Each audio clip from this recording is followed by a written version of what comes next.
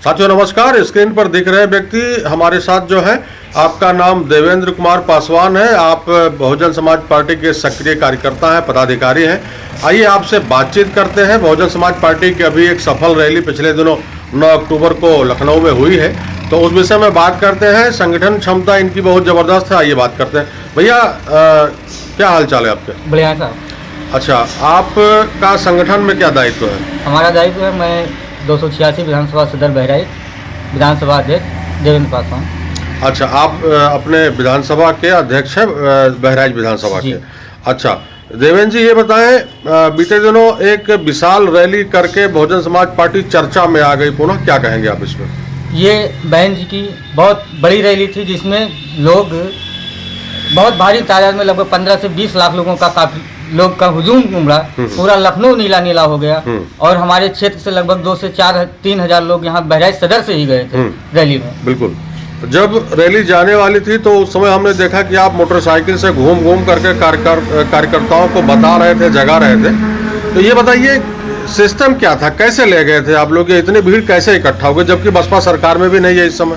बहन जी के द्वारा हम लोगों को आदेश मिला था कि आप लोग अपने बूथ तक जाइए और बूथ पर जाइए, अपने कार्यकर्ताओं से कहिए कि बहन जी ने आपको माननीय कांसी राम साहब के परिनिर्वाण दिवस पर आप लोगों को श्रद्धांजलि देने के लिए बुलाया है। इसलिए इतनी तादाद में लोग माननीय कांसी राम साहब को वो श्रद्धांजलि देने के लिए वहाँ गए थे। अच्छा, तो ये बताइए पार्टी की तरफ से बसें थी कि आप लोग कार्यकर्ता भर मिलकर ले गए? जी नहीं। हाँ। जी, ये हमारी जो बसें गई थी वो हमारे कार्यकर्ताओं की मेहनत के पैसे से। अच्छा।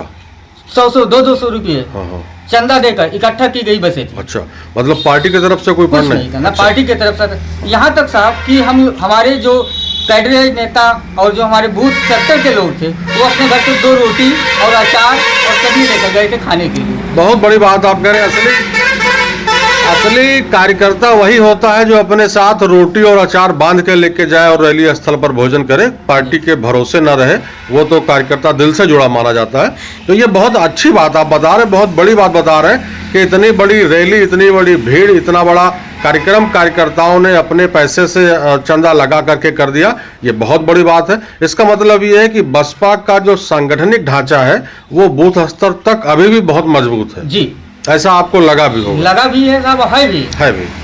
तो इसके सहारे क्या उम्मीद है, क्या सपना है आप लोगों का? हम लोगों का सपना है कि 2027 में बहन जी पूर्ण बहुमत के साथ 223 सीट पर सरकार बनाएंगे। बहुत शुभकामनाएं हमारी।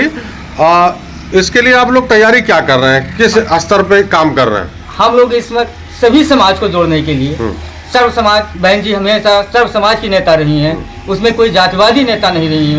वो चाहे गरीब तबका कोई भी हो, सबकी वो नेता है। और आदरणीय बहन जी के शासन में स्वास्थ्य, सुरक्षा, शिक्षा और रोजगार की बातें होती थी। बहन जी के द्वारा एक वैकेंसी, बैकलॉग वैकेंसी निकालकर 1,06,000 कुछ वैकेंसियां निर्धारित की गई, जिसमें सर्व समाज के लोगों को नौकरियां मिली हैं, ना कि किसी व्यक्ति विशेष को मिली। बिल्कुल सही कह रहे हैं।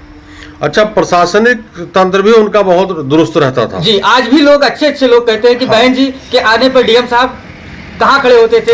ये अंबेडकर ग्राम सभा में आप पुराने लोगों से पूछ। हाँ, बिल्कुल सही कह रहे हैं, बिल्कुल सही कह रहे हैं। अच्छा भैया देवेंद्र जी, ये बताइए, कुछ दिनों से देखा जा रहा है कि भीम आर्मी संगठन जो आजाद समाज पार्टी वाले लोग हैं, ये भी बहुत सक्रिय हैं जी। क्या बहुजन समाज का जो मिशन है या जो आपका रास्ता है, इसमें ये लोग कुछ रोड़ा बन रहे हैं, कुछ अटका रहे हैं मामला? जी, ऐसा कुछ नहीं है। जो हमारे युवा हैं वो सभी लोग चंद्रशेखर आजाद जी को जान चुके हैं। आज हमारे समाज के युवाओं पर सबसे ज्यादा मुकदमा चंद्रशेखर आजाद के द्वारा लगाए गए। उनके द्वारा असंगठित रूप से लोगों के बहकावे में हमारा शिक्षित समाज अपना रास्ता भटक गया है। वो लोग तेजी से वापसी भी आ रहे हैं। आप देख रहे हैं आजाद समाज पार्टी के पूर्व जिलाध्यक्ष श्रावस्ती, वो भी बसपा में शामिल हुए।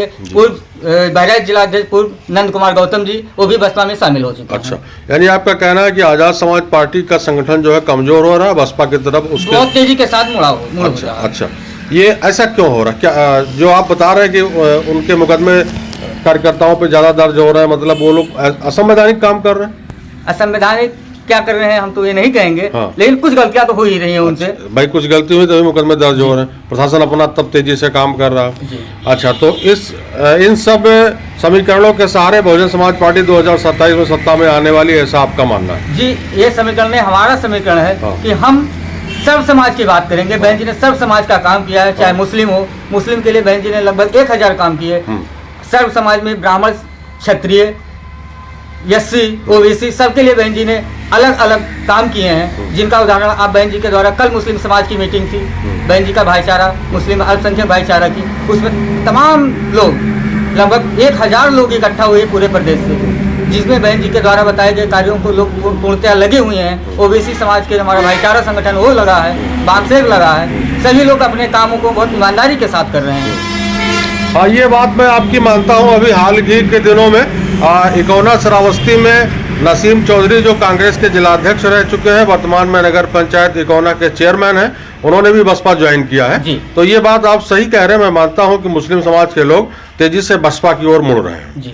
अच्छा, चंद्रशेखर रावण की क्या भूमिका रहेगी, उनके बारे में क्या कहना है? एक बार फिर से बोलिए, क्या कहेंगे उनके बारे में? चंद्रशेखर आज़ाद जी के बारे में हम कुछ नहीं बोलना चाहेंगे, इसलिए क्योंकि वो भी एक नेता हैं, लेकिन जो वो कर रहे हैं, हमारे देश के युवा, हमारे प्रदेश के लोग, हमारे एक बूथ का कार्यकर्ता बहुत अच्छी तरीके से जान रहा है कि वो क्या कर रहे हैं और क्या बहन जी के साथ वो अच्छा कर रहे हैं। अगर वो हमारी एक कोई पार्टी है, बहुजन समाज या सर्व समाज की कोई अच्छी पार्टी है, शासन, शिक्षा, रोजगार की बात कर सकती है तो माननीय बहन जी कर सकती हैं, बाकी कोई नहीं। अच्छा, सत्ता में आएगी जब बसपा, तो आपके मुख्य मुद्दे क्या होंगे?